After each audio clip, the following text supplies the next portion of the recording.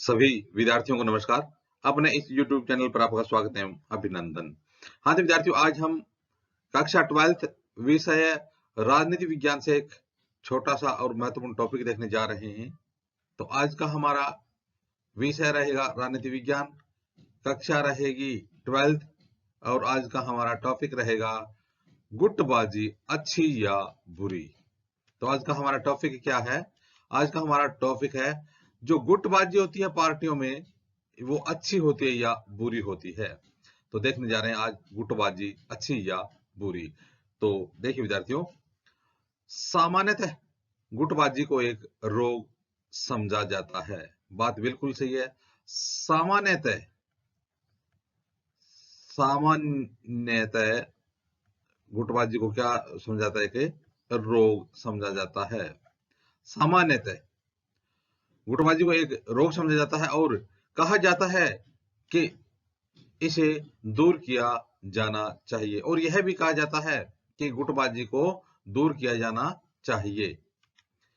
यहां कही गई बातों से तो ऐसा लगता है कि गुटबाजी अच्छी बात है। तो यहां आज हम देखने की कोशिश करेंगे कि गुटबाजी एक अच्छी चीज कैसे हो सकती है।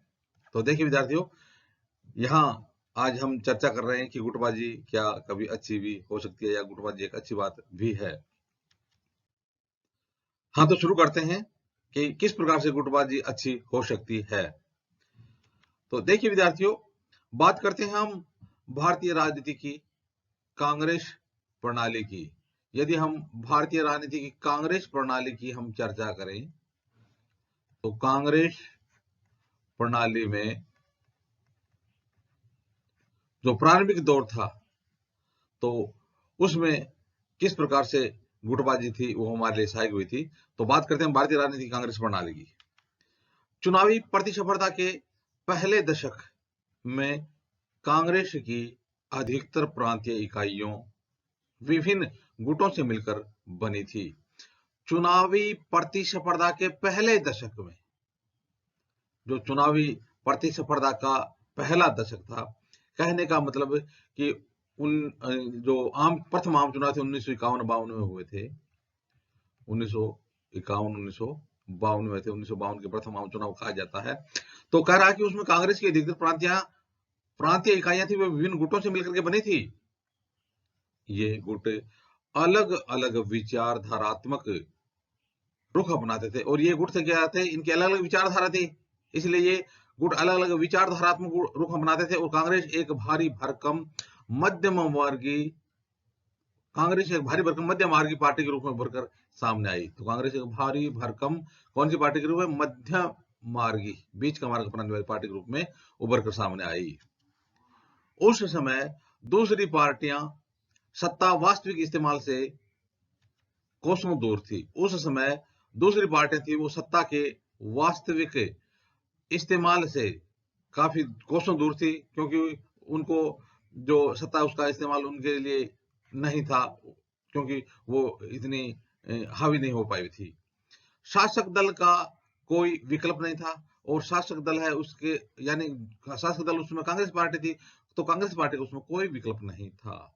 तो इस प्रकार से गुटों की मौजूदगी की यह प्रणाली शासक दल के भीतर संतुलन साधने के एक औजार की तरह काम करती थी। तो इस प्रकार से गुटों की यह मौजूदगी, जो कांग्रेस में जो गुट थे, ये गुट आपस में शासक दल के भीतर संतुलन साधने का एक औजार की तरह काम करते थे।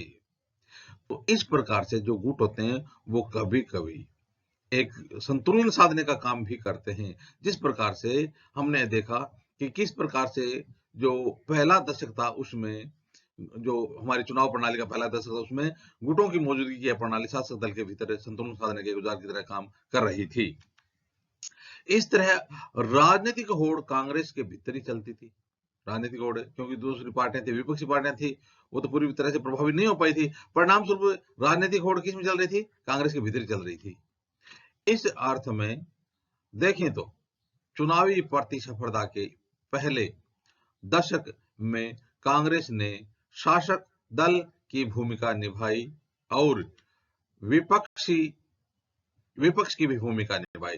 तो इस अर्थ में देखें ना, चुनावी प्रतिस्पर्धा के पहले दशक में कांग्रेस ने शासक दल की भूमिका निभाई। शासक दल कौन सी पार्टी थी? कांग्रेस पार्टी। और विपक्ष में कोई दल था नहीं, इतना प्रभावी दल था नहीं विपक्ष में। तो इस प्रकार से उस चुनावी प्रतिस्पर्धा के पहले दशक में कांग्रेस ने शासक दल की भूमिका भी निभाई और विपक्ष की भूमिका भी निभाई, क्योंकि जो गुट बंटे हुए थे वो विपक्ष का काम कर रहे थे। गुटों के यही थे, उसमें उसमें जो थे वो उनकी जो बातें नहीं, आपस में विचार उसके मेल नहीं खा रहे थे। इसका मतलब वो क्या कर रहे थे? एक विपक्षी भूमिका भी निभा रहे थे। इसी कारण भारतीय राजनीति के इसे कालखंड को कांग्रेस प्रणाली कहा जाता है। इस प्रकार से जो भारतीय राजनीति का जो जो प्रारंभिक कहें हम, जो पहले दशक थे चुनावी प्रतिस्पर्धा के, उस कालखंड को क्या कहा जाता है? कांग्रेस प्रणाली कहा जाता है। कांग्रेस प्रणाली क्यों कहा जाता है? क्योंकि सत्ता पक्ष की भूमिका भी कांग्रेस ने निभाई थी और विपक्ष की भूमिका भी कांग्रेस ने निभाई थी। तो कांग्रेस में जो गुट बने हुए थे वो गुट विपक्ष की भूमिका निभाते थे। तो इस प्रकार से कहा जा सकता है कि गुटबाजी कभी-कभी अच्छी बात भी हो सकती है। तो इस प्रकार से विद्यार्थियों, आज हमने राजनीति विज्ञान का एक बहुत ही महत्वपूर्ण टॉपिक देखा। आगे आने वाले वीडियो में भी इसी प्रकार से हम राजनीति विज्ञान संबंधित अध्ययन सामग्री देखते रहेंगे। आप भी अपने यूट्यूब चैनल के साथ बने रहिए। वीडियो देखने के लिए धन्यवाद।